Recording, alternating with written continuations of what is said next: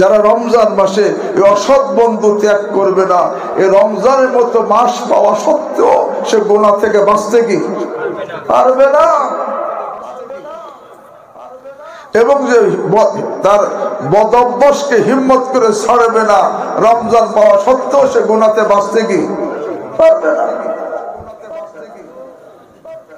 আল্লাহ আর আল্লাহ রাসূল সাল্লাল্লাহু আলাইহি ওয়াসাল্লাম আর সমস্ত ফেরেশতাদের সরদার নাম কি?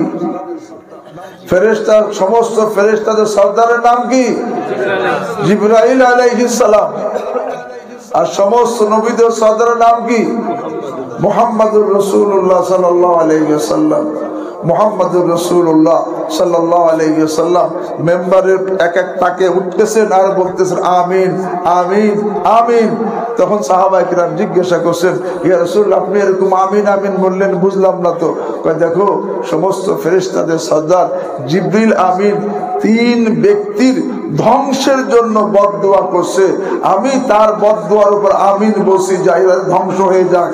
এই তিন ব্যক্তির মধ্যে এক ব্যক্তি যে রমজান পেল আর রমজান তার গুনাহ মাফ হওয়ার আগেই রমজান অতিবাহিত হয়ে গেল, আল্লাহর হাবিব বলেন সেই জন্য, জিবরিল আমিন বলেন, ফেরেশতাদের সরদার বলেন সেই জন্য ধ্বংস হয়ে যায়, আর নবীদের সরদার বলেন সেই জন্য আমিন, সেই জন্য ধ্বংস হয়ে যায়।